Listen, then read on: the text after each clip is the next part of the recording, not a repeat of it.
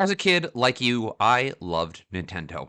I mean, I really loved Nintendo. Like, to the point that sometimes it felt weird. I was only 5 or 6, but I couldn't get enough of it. I had posters and sheets and cereal, all that. So when a Nintendo movie first appeared on the horizon, to say I was excited was an understatement. The fact that it starred one of the biggest child actors of our time, and as I'd later find out, some real adult stars, only made the movie that much more meaningful. The Wizard became representative of my childhood. And I bet yours too. As a teenager, I revisited the movie in an attempt to recover lost nostalgia. The movie itself, though ridiculous, and a literal ad for Nintendo, more on that later, has some stunningly poignant moments dealing with grief, loss, and broken homes. And warp pipes. Seriously, it taught me about the warp pipe in the first castle of Super Mario 3. How the hell did they know of it? Alright, whatever. Anyway, let's start here. The Wizard was done in extensive partnership with Nintendo, and if not for the Jetsons, it may never have happened. The Jetsons the movie made its premiere in 1990. The updated version of the classic 1950s cartoon featured the Jetson family moving after George got a new job running a Spacely sprocket factory. The movie was supposed to come out in 1989. A combination of production delays and a desire to avoid competition with other popular Disney and Universal movies meant that the movie would not be released that holiday season. As a result, Universal Studios had a hole in their schedule. According to the book Game Over, the idea for the Wizard started with a meeting between Tom Pollock, Bill White, and Peter Main. Pollock was the president of Universal Studios, White the director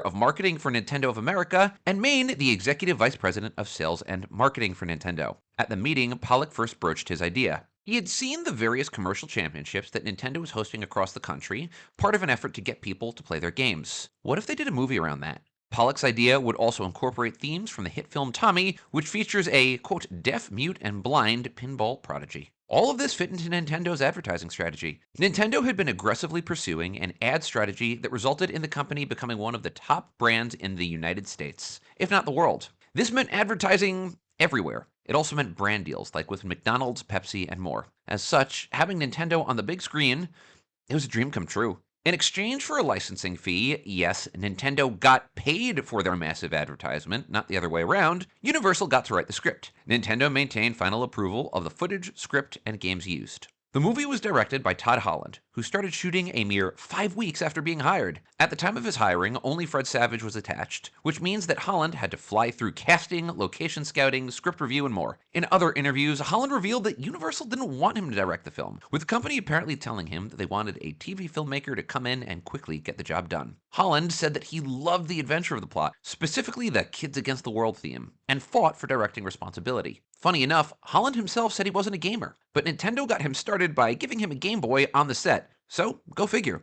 The movie about Nintendo was directed by a guy who didn't even like Nintendo. Holland actually used his experiences as a non-gamer as a selling point, arguing that he knew how to make the movie about more than just video games. As for the cast, honestly, it was really good. And I mean stunningly good. The star of the movie is Fred Savage, who plays the main character, Corey Woods. At the time, Savage had already appeared in The Princess Bride, but more importantly, he was the lead star of The Wonder Years, where he played main character Kevin Arnold. Holland would extensively praise Savage, saying he was, quote, stunned at the grace in which he handled all that attention, end quote. Now, just to be fair, that belief wasn't universally held. Luke Edwards, who played Jimmy, said, quote, I don't want to say too much about it, but Fred Savage at the time was a very big deal, and he knew it. Other big names included 80s and 90s heartthrob Christian Slater, who played Savage's older brother, Nick. Slater was fresh off of the film Heathers, but not a massive star yet. In describing filming, director Holland had nothing but praise for Slater, although he noted he was a, quote, rambunctious 19-year-old, and that the hardest problem with Slater was getting him out of bed. In fact, Holland had nothing but praise for the entire cast, saying they were a dream to work for, and noting there were no conflicts, save for having to nag Luke Edwards into wearing the same clothing that he didn't like. Beau Bridges, a longtime Hollywood actor, played the boy's father, Sam. Rounding out the cast was Jenny Lewis, who plays vagabond child Haley. In a 2008 interview, Holland described his experience with casting, noting that he had to fight for Jenny Lewis to get the part of Haley, since the studio had a Texas beauty queen in mind. Holland praised Edwards in particular, noting he was able to access a depth of emotion that was rare for a child his age. Edwards would credit his sensitivity and closeness with his sister for giving him the ability to access emotions needed for the role. The plot. According to the IMDb tagline, quote, it's more than a game. It's a chance of a lifetime, end quote. I'd actually argue that the plot is deceptively complex, particularly for a younger audience. In theory, the plot is about a young, heavily traumatized boy, Jimmy, who turns out to be a video game wizard. Jimmy, along with his brother Corey and Haley, attempt to travel to the Nintendo World Championship Games in California. In reality, the film deals with a lot more, including broken homes, post-traumatic stress disorder, the death of a twin sister, and family alienation. Shooting for the film took place from June 5th to July 25th, 1989. While the final film is 100 minutes, director Holland reported that he filmed 2.5 hours of footage, even arguing with Universal at one point that he was shooting too much, an argument he wound up losing. The edited footage included more information on the family backstory, with additional scenes featuring friendly trucker Spanky and a longer final scene. Holland would later say that cutting the footage was one of the most difficult things he had to do for the film, as he had to struggle to figure out which parts of the movie were truly important. If you, like me, love the movie and want to see those scenes, you can purchase the 2020 version of the film to see the deleted footage, or check them out on YouTube, link in the description. As any fan of the film knows, the movie comes with a series of memorable moments. The climactic scene of the movie is Video Armageddon, in which Jimmy faces down rival Lucas in the final battle. However, all of his practice won't matter much, as the contest introduces a new game, Super Mario Bros. 3. In a pre-internet age, this scene served as the launching point for Super Mario Bros. 3, although the game had already been released in Japan and covered in some gaming magazines. Of course, the printed page was nothing compared to the big screen. The final scene in The Wizard showed off the game's incredible potential, including creative level design, the overworld map, and new power-ups. Todd Holland said that the original script actually underemphasized the scene, but he chose to add to it, using massive doors like from the movie Aliens. And, of course, there's the gem. After using the Power Glove to show off his incredible skills, complete with taking the glove out of a custom case that had been handed to him by a member of his entourage. Where the hell was my entourage when I was 12? Anyway, Lucas crushes a level of Rad Racer. And then this. I love the Power Glove. It's so bad. Funny thing about the Power Glove. According to director Holland, it was brought to the set in a locked briefcase, and Holland liked the briefcase so much that it explains why Lucas has the glove in a custom briefcase himself. The security guard who brought the Power Glove to the set stayed with the equipment the entire day, always keeping it in his sight and leaving with it upon conclusion of the filming. I'm sure it won't shock you to learn that critics hated the film. Roger Ebert noted that the film was insanely commercial and wondered how a group of kids could travel across multiple states without getting picked up by the cops or having something terrible happen to them. He called the film, quote, insanely overwritten and ineptly filmed, end quote. Other critics made similar comments. Janet Maslin of the New York Times noted that the movies appealed to kids, but said, quote, for anyone old enough to stay out later than 9 p.m., it's a distinct bore. TV Guide called the cast likable, but said that they, quote, flailed against the rampant idiocy and gross commercialism. Ouch. However, the harsh critics weren't shared by normal, nostalgia-addled filmgoers like you and me. The user score on Rotten Tomatoes was 6.4 out of 10, even though that was only based on 9 user ratings. Besides the point. It's also worth noting that the movie absolutely has a cult following. In addition to the memeable moments, clips of the film on YouTube have racked up hundreds of thousands of views. Others loved the film so much that they reenacted it. For example, PAX West 2016 concluded with, you guessed it, their own version of Video Armageddon. In 2008, enough interest was generated that a reunion screening was held at the Alamo Theater in Austin, Texas. The screening was attended by Todd Holland and stars Fred Savage and Luke Edwards, who discussed the film and took questions. Edwards, to his credit, happily discussed how the games were still going during the film, even though he walked away from them. I'm going to let my inner gaming nerd out for a second, because there were a ton of continuity goofs. Levels were wrong, scores that just magically reset, a nearly endless stream of continuity errors, all that good stuff. Most of those were pretty minor, but the last scene really bugged me. Haley knowing that Jimmy needs to find the warp in Super Mario Bros. 3, and then Jimmy finding the warp even though he never played the game before, that was a little much even for a 6-year-old. Some other random trivia, courtesy of IMDb. First, apparently, producers for the movie were having trouble getting permission to shoot in a casino. That changed after state officials met Fred Savage, with one official's kids being allowed to participate as extras in the movie. However, their scene was cut. Second, does this extra look familiar? He should. That's Tobey Maguire. Apparently, Spider-Man himself got his acting start with the Power Glove. Indeed, this is Maguire's first film appearance. Also, if you saw the movie in theaters, then you may have one of these. A mini pocket Power magazine, which was a smaller Nintendo Power magazine that was handed out at select theaters. Nice little piece of memorabilia.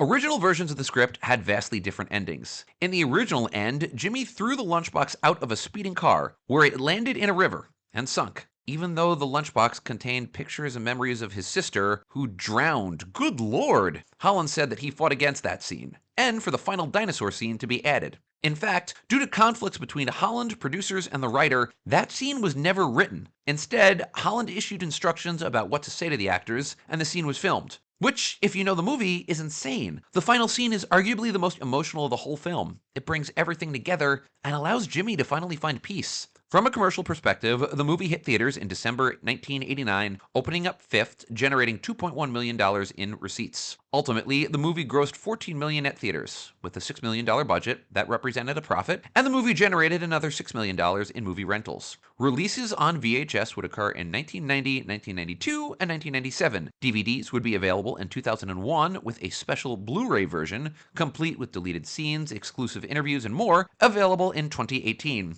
Today, you can watch the movie on Amazon Prime and YouTube. Jenny Lewis, who would star in a variety of other television shows and movies before starting a successful music career, would reference the movie in her video for She's Not Me, featuring both the poster and the infamous Power Glove, while also referencing Toys R Us commercials that she starred in. Director Todd Holland would have an extremely successful career, directing multiple other films before going on to direct episodes of The Larry Sanders Show, Malcolm in the Middle, and more. Holland would win numerous awards, including an Emmy. I actually want to reflect on something a little bit broader for a second. More than just the Nintendo that was in the film. The dead twin. As a kid that was way too sensitive, I remember being really upset by this. In fact, that's one of the reasons that this film would haunt me for years. As correctly noted by a People magazine piece on the film, quote, "For a lot of kids in the audience, The Wizard was the first movie to throw some adult themes at us," end quote. The Nintendo was cool and all, but wait, this little girl died? Because the older brother was goofing off? And it basically gave Jimmy PTSD and broke up their family? That's pretty heavy. And it's all kind of glossed over the warm glaze of video games? I doubt I'm the only one who felt this way. But the idea of a drowned 5-year-old, anyone else remember that? Now, that being said,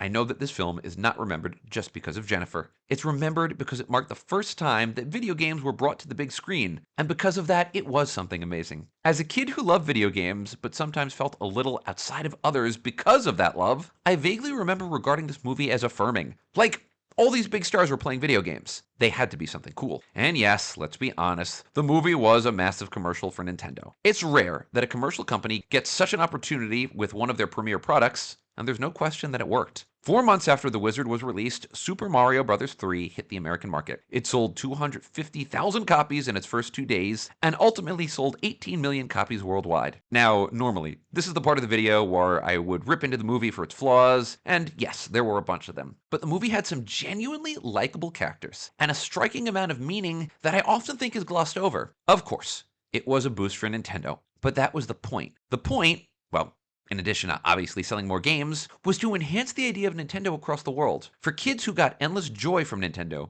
kids like me, and probably like you, the movie's plot hit home, and it did so while featuring 80 staples like the Power Glove and the Nintendo Hotline. Even better is that it did so while featuring a ton of Nintendo games in the 80s, including Teenage Mutant Ninja Turtles, Ninja Gaiden, Mega Man 2, Red Racer, RC Pro-Am, and of course, Super Mario Bros. 3. This gave fans of these games, and fans of the system in general, the chance to, even for a moment, see something that they knew and loved on the big screen. And even more impactfully, I'd say this. The movie merged heart with video games. And as we all know, the best video games have heart. What more could you ask for? Friends, now it is your turn. Do you remember The Wizard with the same rose-tinted nostalgia glasses as I do? If you do, or if you think I've lost my damn mind, please let me know in the comments below. And if you enjoyed this video and want to see more video game related content, I highly encourage you to like and subscribe, and click on the next video that the almighty YouTube algorithm has to offer for you. As always, thank you for watching, my friends, and I hope you enjoyed watching this video